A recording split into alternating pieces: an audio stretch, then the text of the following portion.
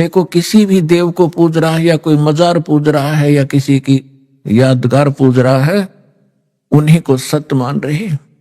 तो परमात्मा कहते हैं कि हम पहले हमारे लिए कह रहे हैं, वो तो मालिक थे।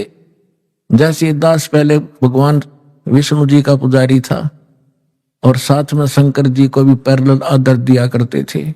हनुमान जी का विशेष पुजारी था और भी अपना जो परंपरागत देवता बाबा श्याम जी या नारी पूजा थी। तो ये लोक वेद के आधार से हम साधना कर रहे थे, ये यथार्थ भक्ति मार्ग और ज्ञान नहीं था। और जब ये मार्ग मिला परम पूज्य परमेश्वर के श्रेष्ठ आत्मा पुण्य आत्मा स्वामी रामदेवानंद जी दास को मिले, उन्होंने दास को एक दीपक दे दिया तत्व ज्ञान रूपी कि अब आप अंधेरे में भटक रहे हो, आपके पास कोई मार्ग नहीं है जिसकी रोशनी में आप ठीक चल सके। तो उस तत्व ज्ञान रूपी दीपक के रोशनी में दास फिर सीधा चला, तो आज सफलता मिली। तो परमात्मा कहते हैं पीछे लगा जाऊं था मैं लोक वेद के साथ, रस्ते में सतगुरु मिले। और यो तत्व ज्ञान रूपी दीपक टॉर्च दे दी, लालटेन दे दी, किसकी रोशनी में चल, गड्ढों में मत गिर। यहां परमात्मा कहते हैं कि धर्मदास जी को परमात्मा मथुरा में मिले, वहां उनको टॉर्च दे दी, दीपक दे दिया, उसके बाद उनकी दिशा बदल गई। तो इसी प्रकार कल आपको सत्संग में सुनाया गया था कि धर्मदास जी को परमात्मा मिले, लेकिन हमारे अंदर इतना खचड़ा भर गया है ये अज्ञान का, ये जल्दी से समाप्त नहीं होता। दीक्षा भी ले ली धर्मदास जी ने, भगवान को देख भी लिया, लेकिन वो पुरानी कथाएं, पुराना रंग, वो पेंट कहीं ना कहीं किसी कोने में दबा ही रहता है। एक दिन धर्मदास जी ने प्रश्न किया कि हे परमेश्वर, अक्षमा करना अपने किंकर को, मैं पामर प्राणी हूं, लेकिन दाता मुझ नालायक व्यक्ति के अंदर कुछ ऐसी शंकाएं किसी कोने में और जमा हैं, दाता उनका भी समाधान कीजिए। परमेश्वर ने कहा बोल भाई, जब तक शंका तेरी समाप्त नहीं होगी तू भक्ति खाक करेगा। उसने कहा भगवान देखो, आप कहते हो कि भगवान विष्णु, भगवान कृष्ण, भगवान श्री राम, इनमें कोई शक्ति नहीं थी, ये कोई कुछ नहीं कर सकते। हमने कथाएं सुनी अपने पहले वाले गुरुओं से कि भगवान श्री कृष्ण ने मोर ध्वज के पुत्र तामर ध्वज को आरे से दो फाड़ करवा के चिरवा के मृत्यु को प्राप्त हो गया था, उसको जीवित कर दिया भगवान। अब ये बात मेरे गले नहीं उतर रही, क्या उनमें शक्ति नहीं थी? भगवान श्री कृष्ण ने सुदामा उसका मित्र था, दारिद्र बहुत घना था, उसमें बहुत ही निर्धन व्यक्ति था, क्लास फेलो था उनका।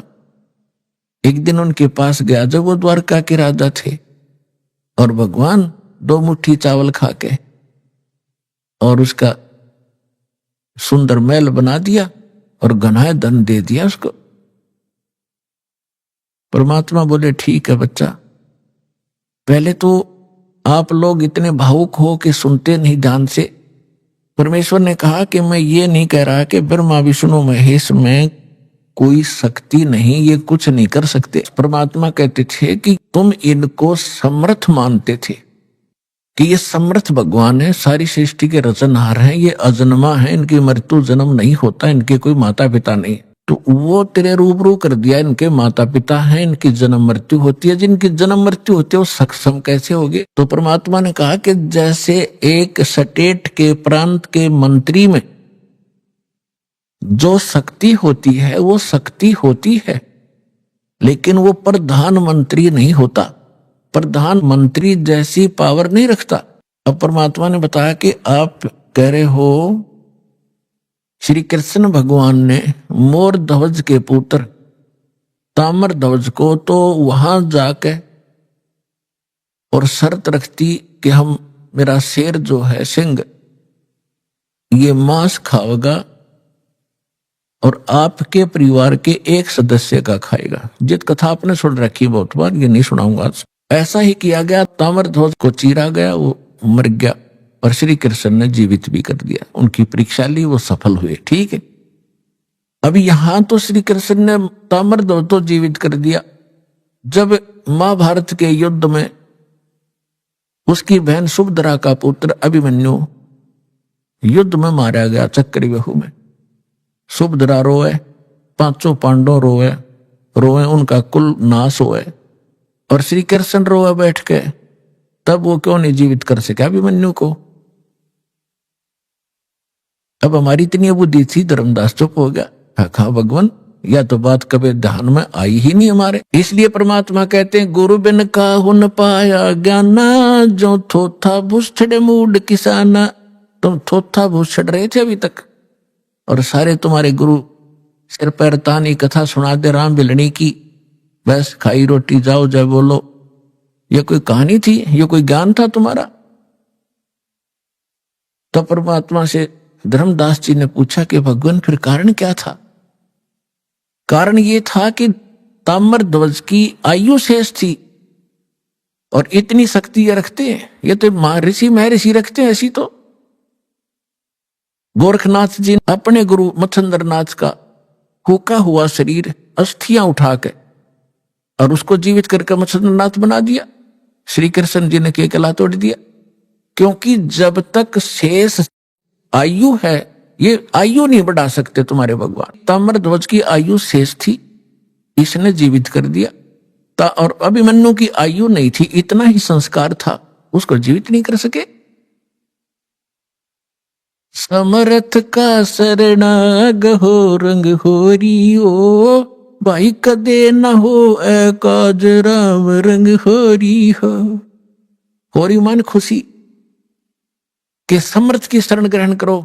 अगर आपकी आयु भी ना होगी तो भी वो परमात्मा आपकी आयु बढ़ा सकता है, समर्थ। इसका वेद प्रमाण देते हैं। ऋग्वेद मंडल नंबर 10 सूक्त 161 मंत्र 2 में स्पष्ट किया हुआ है कि परमात्मा रोगी को भी स्वस्थ कर सकता है, उसकी आयु भी शेष ना रही हो और धर्मराज के पास भी चला गया हो, वहां से भी छुटवा के ला सकता है।